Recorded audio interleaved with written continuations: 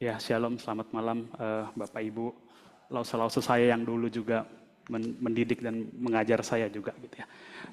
Ya sebelum kita masuk perenungan firman Tuhan hari ini, tadi dari Pendeta Felix meminta saya untuk sharing gitu ya, bagaimana proses saya bertobat dan sampai akhirnya dipanggil Tuhan dan menjawab dan sampai saat ini bisa melayani Tuhan di gereja gitu ya. Ya pasti di sini banyak yang tahu saya lahir besar di GKK. Ya di sini banyak sekali lause-lause yang mungkin melihat saya dari sangat-sangat kecil, dari mungkin belum bisa jalan, udah dididik gitu ya. Ya dari sekolah minggu sampai remaja kalau nggak saya ingat ya. Jadi dari sekolah minggu, remaja saya di sini tiap minggu. Dulu ingat banyak lause-lause yang jemput, lause James, lause Dodi, Dado, ya itulah. Pokoknya banyak lause-lause yang jemput saya dengan setia gitu ya. Mungkin waktu itu mereka juga nggak tahu jemput anak ini ya mungkin karena pelayanan dan lain-lain. Tetapi setelah melihat ke belakang ya banyak pasti itu rencana Tuhan juga untuk tubuh Kristus gitu ya. Kalau sharing secara pribadi seperti yang beberapa orang saya sudah ceritakan gitu ya. Jadi dari saya SMP ya SMP sekitar kelas 1, kelas 2 itu udah mulai mengalami pergumulan di dalam iman gitu ya. Mulai mengalami pergumulan dalam iman, mulai mempertanyakan banyak sekali tentang doktrin-doktrin dan lain-lain. Dan dari sana saya akhirnya cukup mencari-cari tahu gitu ya. Cuman salahnya mungkin saya mencari tahu secara mandiri, secara sendiri gitu. Jadi saya cari tahu melalui baca, melalui artikel dan lain-lain. Akhirnya sampai satu titik keputusan itu sekitar di SMP 3 gitu. Saya mulai berani secara internal bilang kayaknya saya nggak percaya Tuhan gitu ya. Kayaknya saya nggak percaya Tuhan itu ada cuman Tuhan itu Yesus kayaknya enggak deh gitu ya. Kayaknya ada Tuhan tetapi bukan apa yang seperti kekristenan ajarin gitu. Nah akhirnya mulai saat itu saya cukup mencari-cari banyak pertanyaan gitu ya. Jadi karena saya percaya dengan Tuhan, tapi siapa Tuhannya itu kan pertanyaannya. Jadi saya cari ke banyak hal gitu ya. Ada belajar Islam, ada belajar Buddha, dan terakhir belajar Hindu gitu ya. Belajar Hindu, dan di Hindu saya cukup lama itu ternyata. Saya nggak mau megang sebagai Hindu sih, cuman mempelajari aja gitu. Dan saya rasa kayaknya ini cukup benar gitu. Sampai saya akhirnya benar-benar terjerumus, tenggelam gitu ya di dalam, kalau ini sebutannya New Age Movement gitu ya.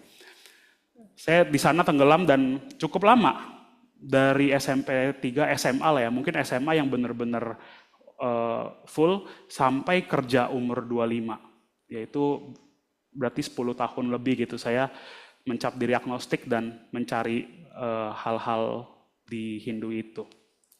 Nah tetapi sayangnya di Hindu itu kan seringkali sebuah ritual keagamaan sering dibarengi dengan penggunaan zat-zat ini ya, narkoba dan lain-lain. Dan saya dulu juga memakai bersama teman-teman saya itu. Jadi saya sekitar bertiga cukup seringlah memakai zat-zat narkoba gitu untuk ya seperti menggali batin lebih dalam gitu ya. Ya cukup aneh lah, aneh banget gitu ya. Sampai di satu titik di Desember 2019. Nah itu momen di mana saya dipanggil Tuhan, momennya itu ajaib sekali gitu ya, ajaib sekali. Mungkin dulu saya nggak percaya kalau dengar orang cerita, cuman saya ngalamin sendiri. Yaitu saya memakai narkoba itu dengan porsi sangat banyak dan akhirnya saya mengalami nggak OD sih, cuman bad trip. Jadi halusinasi yang sangat parah sampai merusak mental gitu ya. Jadi selama 2 minggu itu saya jadi orang yang parno, takut gelap, takut sendiri, dan merasa diri itu akan mati setiap saat gitu. Dan waktu itu halusinasinya adalah saya benar-benar disadarin bahwa saya itu orang yang akan dibuang Tuhan.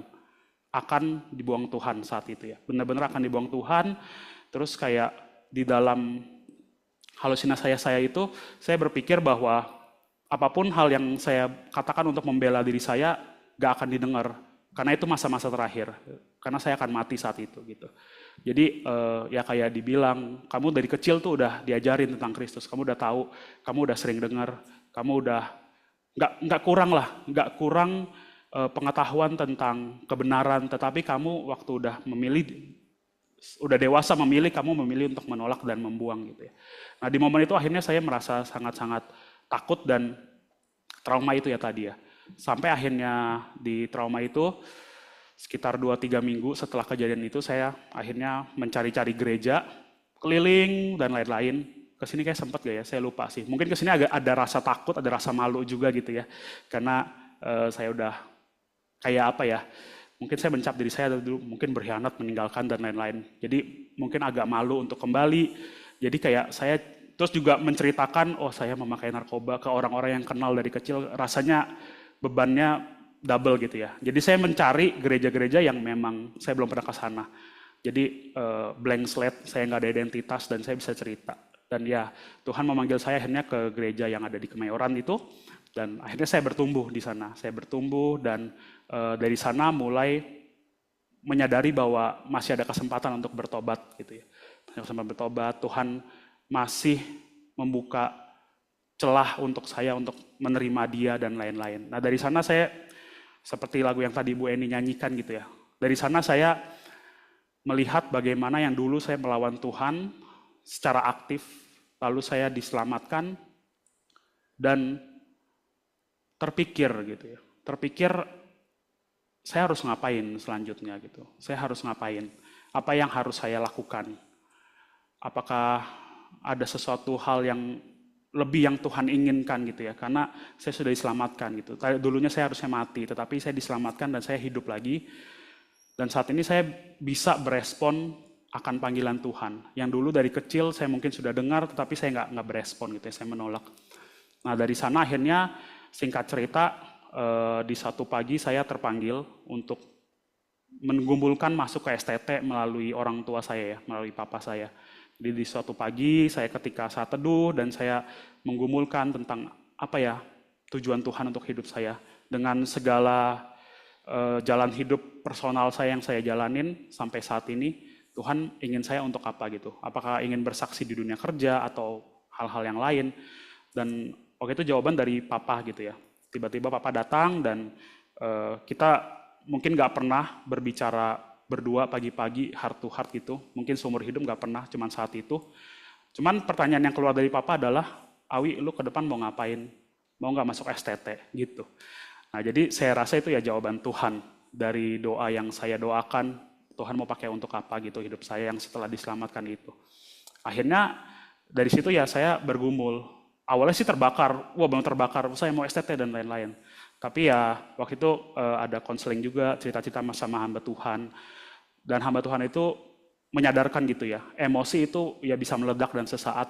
Cuman setelahnya kamu benar-benar dipanggil atau enggak itu, bagaimana kamu mempersiapkan panggilan kamu gitu ya. Bagaimana kamu mempersiapkan secara real, belajar bahasa Inggris dan lain-lain. Ya, karena itu hal-hal yang nggak bisa diselesaikan dengan semangat dan emosi aja gitu ya. Jadi dari panggilan itu sampai dengan saya benar-benar masuk itu sekitar 2 tahun gitu ya. 2 tahun persiapan segala sesuatunya, belajar, dana, dan lain-lain. Ya dari sana akhirnya ya saya masuk ke STT dengan banyak juga naik turun, banyak sekali kesempatan mau menyerah gitu ya. Ya tapi sampai saat ini ya Tuhan terus pimpin saya, kayak lagu tadi gitu ya, bagaimana saya ingin mengabdi kepada Tuhan, menyerahkan hidup pada Tuhan. Tetapi emang pengabdian itu kita bisa dengan, mungkin dengan ngomong bisa, saya mau mengabdi dengan Tuhan. Cuman dalam perjalanannya seringkali, apakah benar saya mau mengabdi sama Tuhan gitu. Karena banyak naik turun, banyak kayak kesempatan kita pikir, kayaknya gagal nih, kayak kita nggak layak lah. Siapa saya mau jadi pengabdi, mengabdi sama Tuhan gitu ya. Tuhan nggak butuh saya. Tuhan bukan Tuhan yang butuh bantuan gitu ya. Ya, tapi dari sana akhirnya melalui relasi saya dengan Tuhan, ya Tuhan kuatkan dan ya sampai saat ini berdiri di depan Bapak Ibu sekalian.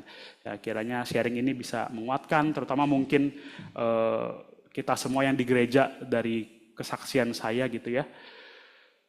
Anak yang di dalam gereja itu belum tentu langsung otomatis percaya Injil gitu ya. Maka itu tugas daripada guru-guru sekolah minggu, hamba Tuhan, senior, orang tua, yaitu menginjili mulai dari ya anak sendiri dan anak-anak di gereja gitu ya. Karena bersyukur Tuhan masih tangkap saya. Dan Ibu Eni tadi cerita ya, Bu Eni ingat saya angkat tangan waktu ditanya mau jadi hamba Tuhan waktu remaja gitu ya. Saya pun lupa. Jadi baru ingat ya. Jadi bersyukur Tuhan masih tangkap saya di masa-masa saya hilang gitu ya. Jadi ini kiranya sharing ini boleh menguatkan dan juga boleh memfokuskan kita di dalam pelayanan gitu ya. Kita menginjili yang mungkin menginjili keluar, kita sulit menginjilah ke dalam gitu, ke anak-anak yang kita didik, ke siapapun yang ada di bawah otoritas kita gitu, kita injilin. Ya, sekian sharing saya, kiranya menjadi berkat bagi Bapak Ibu sekalian. Ini langsung, ya.